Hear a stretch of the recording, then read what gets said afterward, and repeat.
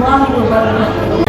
Perkenalkan, nama saya Riza, membuat 302-137 program studi Komunikasi Penyiaran Islam Fakultas Dakwah dan Komunikasi Universitas Islam Negeri Raden Kota Palembang. Di sini saya akan menjelaskan ujian tengah semester dengan mata kuliah perencanaan komunikasi. Langsung saja, komunikasi adalah hal yang kita lakukan setiap hari, tapi ternyata komunikasi tidak bisa sembarangan. Kalau tidak direncanakan, pesan bisa disalahpahami bahkan menimbulkan konflik.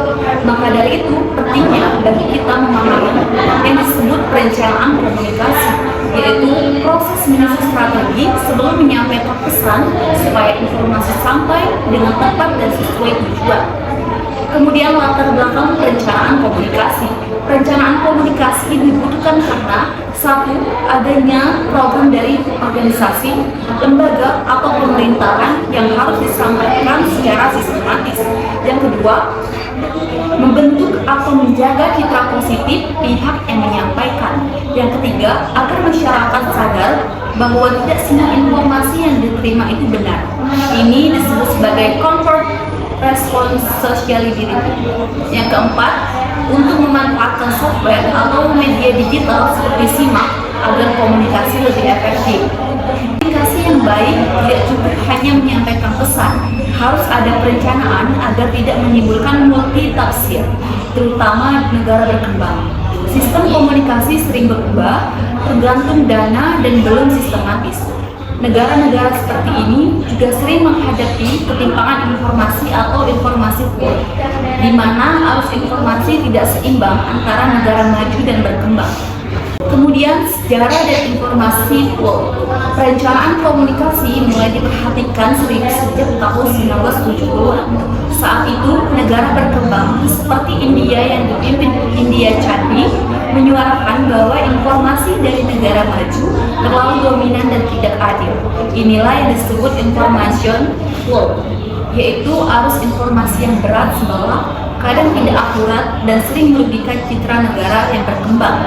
Penyebabnya antara lain, yang pertama, terlalu banyak informasi tanpa data. Yang kedua, komunikator tidak netral. Yang ketiga, informasi dibingkai negatif. Yang keempat, publik di negara berkembang juga terbatas aksesnya. Kebijakan komunikasi. Untuk mengatur arus informasi yang tidak seimbang, dibutuhkan kebijakan komunikasi, yaitu pedoman, aturan, dan prinsip dalam sistem komunikasi sebuah negara atau lembaga. Alasannya, yang pertama, komunikasi semakin rumit dengan teknologi. Yang kedua, ada jarak informasi antara elit dan non-elit. Yang ketiga, banyak program gagal karena strategi komunikasi tidak tepat. Yang keempat, munculnya konvergensi media, gabungan media lama dan baru. Yang kelima, serta dampak negatif dari penyalahgunaan teknologi. Kebijakan ini bisa muncul dari budaya implisit atau dari hukum dan peraturan eksplisit, seperti Undang-Undang ITE dan KPU.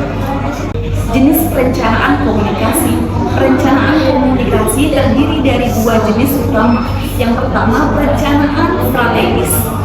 Yang pertama, untuk jangka panjang. Yang kedua, disusun oleh pimpinan tertinggi. Yang ketiga, bersifat fleksibel, antisipatif, dan punya rencana alternatif. Yang ketiga, bisa bersifat profit dan non-profit. Kedua, perencanaan operasional. Yang pertama, untuk jangka pendek. Yang kedua, lebih teknis. Yang ketiga, dibagi dari dua, yaitu infrastruktur dan program komunikasi. Pendekatan dan teori. Dua pendekatan utama yaitu rasional menyeluruh, menyusun semua aspek komunikasi secara sistematis. Yang kedua, rasional terpilih, memilih bagian penting yang paling realistis untuk dijalankan. Didukung oleh teori. Yang pertama, teori pembangunan, arah komunikasi pembangunan. Yang kedua, teori sosiologi, memahami struktur sosial.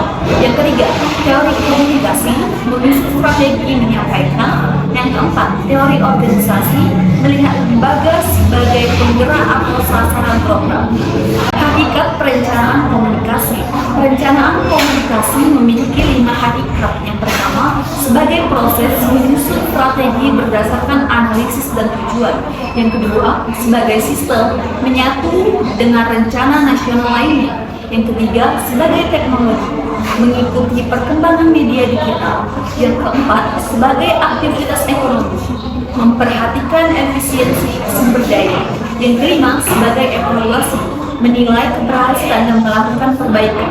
Prinsip komunikasi efektif reach. Agar komunikasi berjalan lancar, digunakan prinsip reach. Yang pertama, respect, menghargai audiens. Kedua, empati, memahami kondisi komunikan. Yang ketiga, audible, mudah diterima. Yang keempat, clarity, jelas dan tidak membingungkan.